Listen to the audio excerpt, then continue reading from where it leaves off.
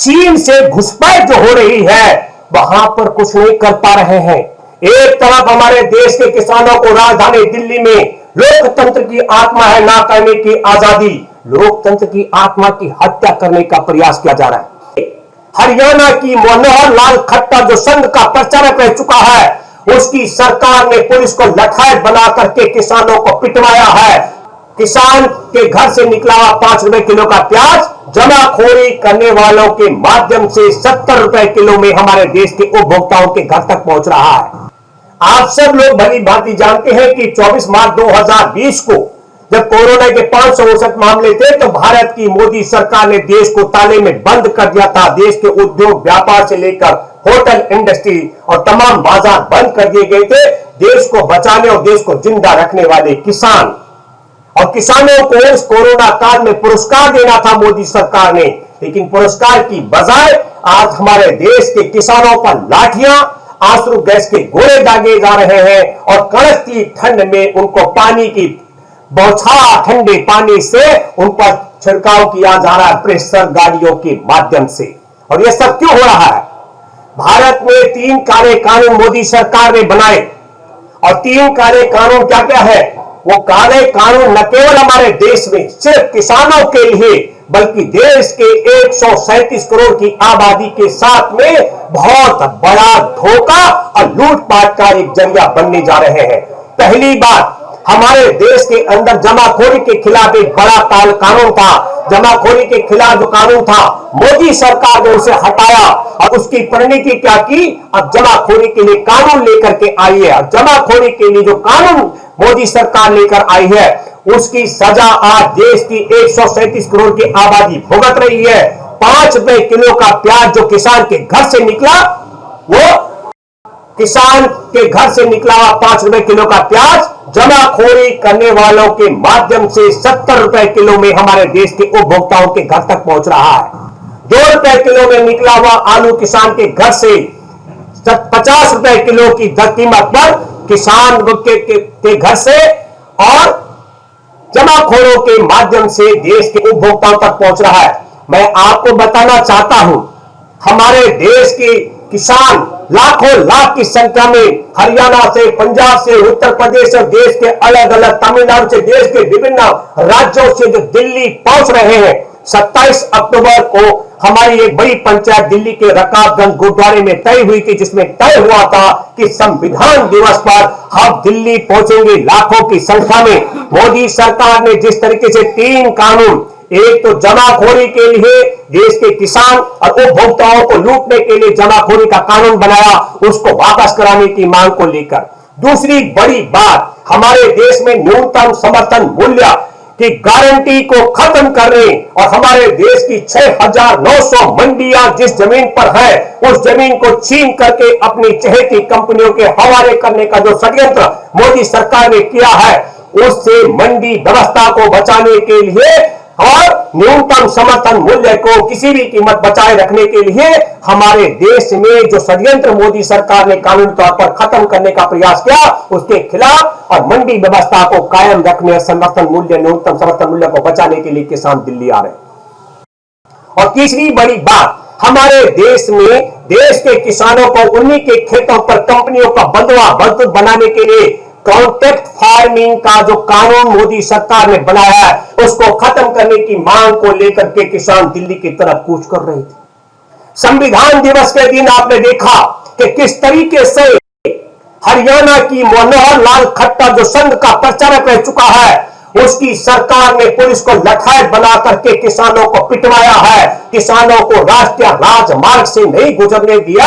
यह बात मैं इसलिए कहना चाहता हूं, राष्ट्रीय राजमार्ग मनोहर लाल खट्टर के बाप की जमीन पर नहीं, हमारे देश के किसानों की जमीन पर बने हुए हैं। और यह बात मैं इसलिए कहना चाह रहा हूं कि मोदी सरकार के इशारे पर पहली बार देश में आतंकवादी का वारदात के तरीके से घटना कर रही है सरकार ने राष्ट्रीय राजमार्ग खुदवा दिए हैं, राष्ट्रीय राजमार्गों पर बड़े बड़े बैरिकेड्स लगा दिए हैं और राष्ट्रीय राजमार्गों पर कंटीले तार बिछाए गए हैं। मैं जरा जानना चाहता हूं, अरे मोदी सरकार जिस तरीके से भारत के किसानों को राजधानी दिल्ली में आने से रोकने की ताकत लगा रही है, यही नालायक सरकार यदि चीन की सेना को रोकने की ताकत लगाती तो मोदी सरकार के राज में 15 जून को हमारे निहत्थे 20 बहादुर जवानों को चीनी सैनिक देश की सीमा के अंदर घुस करके पीट पीट कर न मार सकते, 76 जवानों को घायल न कर सकते। कश्मीर के माध्यम से पाकिस्तान से जो आतंकी घुसपैठ हो रही है वो आतंकी घुसपैठ नहीं होती। नरेंद्र मोदी हमारे देश के किसानों को रोकने के लिए ताकत लगा रहे हैं और देश में पाकिस्तान और चीन से घुसपैठ जो हो रही है वहां पर कुछ नहीं कर पा रहे हैं। एक तरफ हमारे देश के किसानों को राजधानी दिल्ली में लोकतंत्र की आत्मा है ना करने की आजादी, लोकतंत्र की आत्मा की हत्या करने का प्रयास किया जा रहा है।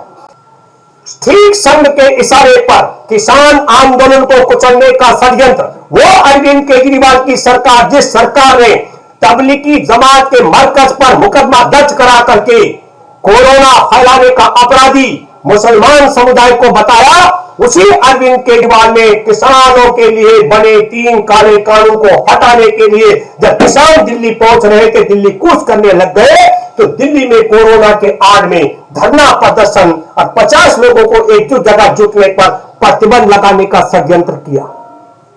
अभी अरविंद केजरीवाल दावा कर रहे हैं कि दिल्ली सरकार किसी भी कीमत पर दिल्ली के स्टेडियमों को जेल में तब्दील नहीं करने देगी। मैं आपके माध्यम से बताना चाहता हूं, सुखो खालसा सीनियर सेकेंडरी स्कूल है अरविंद केजरीवाल, और Sukho Khalsa senior secondary school Tihar jail के रूमार्ग पर, उस स्कूल में हमारे मध्य प्रदेश और उत्तर प्रदेश के 40 से ज्यादा किसान अवैध हिरासत में रखे हुए तुम्हारे सरकारी स्कूल में हमारे किसान कैद है। तुम झूठ बोलते हो, तुम जब पकड़े जाते हो। हमने कहा कि कोरोना से लोग भय है, तो अरविंद केजरीवाल तुमने नरेंद्र मोदी की जनसभा पर 11 नवंबर को भाजपा की सभा क्यों होने दी?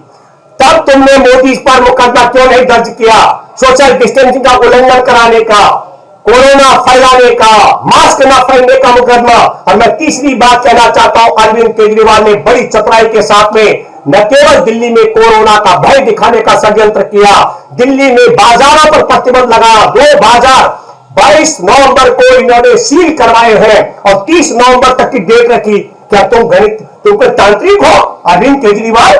जो तुम तंत्र मंत्र जानते हो कि 22 को ताला लगा दोगे और 30 को खुलवा दोगे। चलिए अरविंद केजरीवाल मेरे साथ, मैं लेकर चलता हूं, आप कश्मीरी गेट में चलिए, सवेरे और शाम मैं दिखाता हूं आपको। कोई सोशल डिस्टेंसिंग का मामला नहीं हो रहा है। मेट्रो में सफर करेंगे तो सोशल डिस्टेंसिंग का मामला का उल्लंघन हो, कोई दिक्कत नहीं है। आप बाजार बंद करवाने का षड्यंत्र करते हैं और जब आप फंस गए तो अब मैं आपको बताना चाहता हूं क्या कहे। निरंकारी भवन के जो निरंकारियों का ग्राउंड है उसमें किसान जुटेगा। हमारा किसान दिल्ली में सत्संग करने के लिए नहीं आ रहा अरविंद केजरीवाल। और मैं आपके माध्यम से देश के करोड़ों किसानों को बताना चाहता हूं, राजधानी दिल्ली की अरविंद केजरीवाल की सरकार भी मोहन भागवत के संघ परिवार के इशारे पर उसी तरीके से काम कर रही है। एक षड्यंत्र के तहत योजनाबद्ध तरीके से निरंकारियों का जो ग्राउंड है, मैदान है, जहां उनका सत्संग होता है, उसको जेल में तब्दील करने का षड्यंत्र है। इसलिए मैं देश के किसानों, मैं जो हमारे किसान डटे हुए हैं दिल्ली के चारों तरफ राष्ट्रीय राजमार्गों पर जिनका कब्जा है, मैं आप सबसे अपील करता हूं, या तो आप सड़क पर डटे रहेंगे या संसद की चौखट पर पहुंचेंगे। बीच का रास्ता हमको किसी तरीके से मंजूर नहीं है। कि हमारे देश का कृषि मंत्री कह रहा है वो 3 दिसंबर को बात करेगा किसानों से, और यह वादा कब किया जा रहा है? आज तारीख कितनी हो गई है? अब आप समझ लीजिएगा ये 6 दिन का गैप रखने का षड्यंत्र क्या है। क्या पूछिए नरेंद्र तोमर से, क्या तुम्हारी जुबान में फेविक्विक लग गया क्या?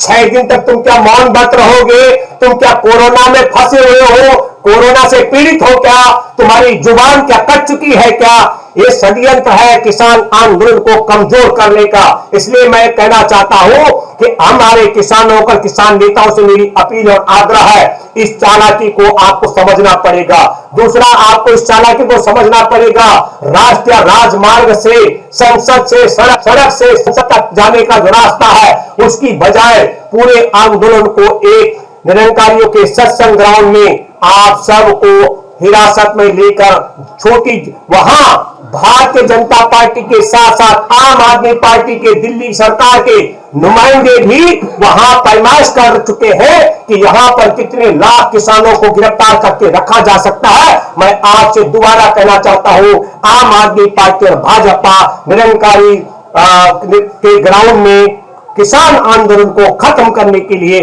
अनिश्चितकालीन जेल में तब्दील करने का षड्यंत्र कर रही है। ये दूसरी बात। और तीसरी महत्वपूर्ण बात, जितने भी आम आदमी पार्टी के विधायक कह रहे हैं हम आपकी मददगार हैं, इनसे पूछिए कि 11 नवंबर को भाजपा की सभा होती है, लाखों लोग इकट्ठे होते हैं, मोदी सभा को संबोधित करते तक कोरोना नहीं फैलता है, और जब किसान दिल्ली आने वाले होते हैं उससे पहले दुकानों को सील करने का षड्यंत्र, ये बात भी आपको समझनी पड़ेगी। और मैं चौथी बात करके खत्म करता हूं, मैं जानता और मैं मानता हूं कि हमारे देश के समझदार किसान, जागरूक किसान किसी भी कीमत पर आम आदमी पार्टी और भाजपा की बहकाव में नहीं आएंगे। जहां सड़कों पर है वहां सड़कों पर डटेंगे और सड़कों से आगे बढ़ेंगे तो संसद की चौखट पर डेरा डालेंगे। बीच का रास्ता हमको किसी तरीके का मंजूर नहीं है। धन्यवाद। जय हिंद, जय भारत।